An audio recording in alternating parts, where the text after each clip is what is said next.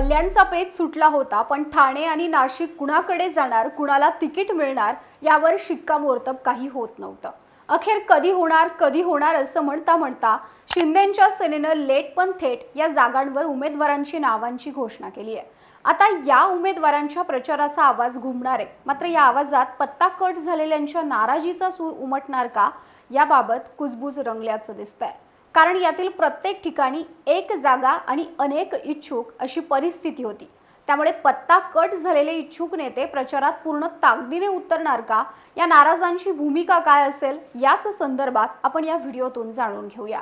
नमस्कार, मी Madhuri Kumkar, for the people news मध्ये आपलं स्वागत। व्हिडिओला सुरुवात करण्यापूर्वी आपण फॉर द पीपलला सबस्क्राइब, लाईक व फॉलो करा।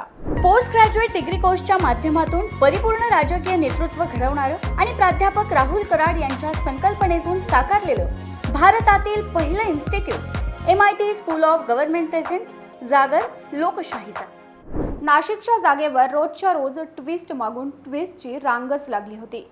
सुरुवातीला हेमंत गोडसे यांचं नाव जेव्हा चर्चेत होतं, तेव्हा शिंदे सेनेचेच नाशिक जिल्हा प्रमुख अजय बोरस्ते हे देखील निवडणूक लढवण्यासाठी इच्छुक होते, पण नंतर त्यांनी आपला दावा मागे घेतला। यानंतर शांतिगिरी महाराजांनी शिवसेनेच्या नाशिकच्या उमेदवाराची घोषणा झालेली नसतानाही अर्ज भरताना थेट शिंदेंच्या शिवसेनेचा उल्लेख केला आणि गोंधळात गोंधळ निर्माण झाला।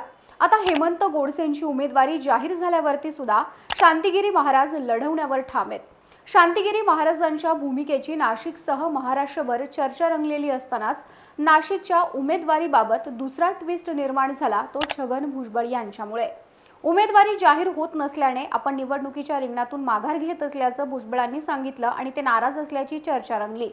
तर हेमंत गोडसेंची उमेदवारी जाहीर झाल्यावर भुजबळांनी गोडसेंचा प्रचार ताकदीनं करणार असल्याची ग्वाही दिली आहे। हे झालं नाशिकचं, मात्र उमेदवारी जाहीर झालेल्या इतरही अनेक ठिकाणी जागा एक आणि इच्छुक अनेक अशी चर्चा रंगली होती। मुख्यमंत्र्यांचा गड मानला जाणारा ठाणे भाजप स्वतःकडे घेण्यास उत्सुक होते। त्यासाठी भाजपकडून संजीव नाईक आणि आमदार संजय केळकर यांची नावं चर्चेत होती।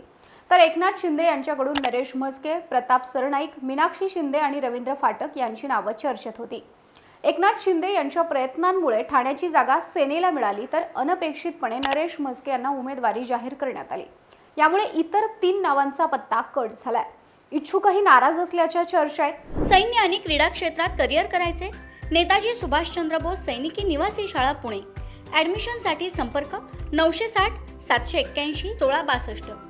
नवी मुंबईतील भाजप पदाधिकाऱ्यांनी आपले राजीनामे दिलेत।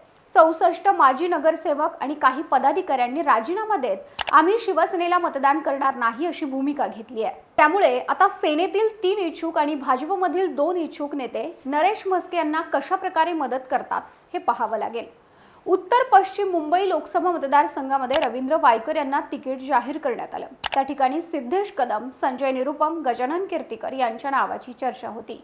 दक्षिण मुंबई लोकसभा मतदारसंघामध्ये यामिनी जाधव यांना तिकीट देण्यात आलं, पण त्या ठिकाणी भाजपचे राहुल नार्वेकर, मंगलप्रभात लोढा यांच्या नावाची चर्चा होती।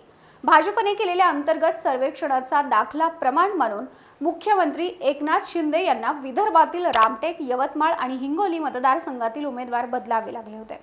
यामुळे शिंदे यांच्या वाट्याला 13 जागा तरी कायम राखता येतील का अशी चर्चा सुरू झाली होती। त्यामुळे एकीकडे शिंदे सेनेत मोठी अस्वस्थता होती।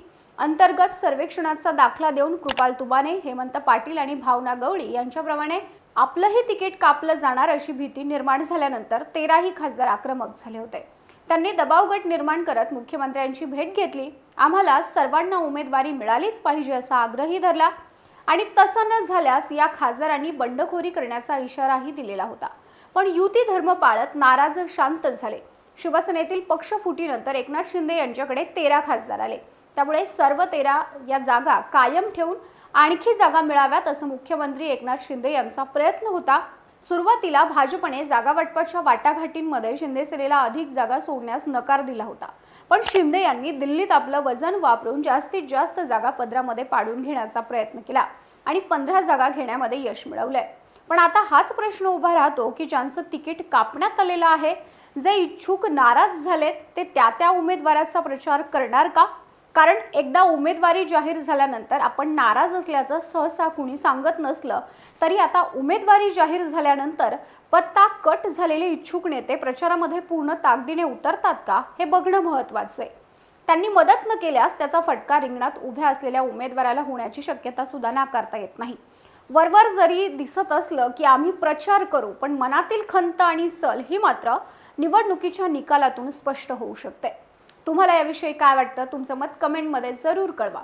व्हिडिओ आवडला असेल तर लाईक करा आणि अशाच आणखी नवनवीन व्हिडिओसाठी फॉर द पीपल न्यूजला सबस्क्राईब करायला विसरू नका.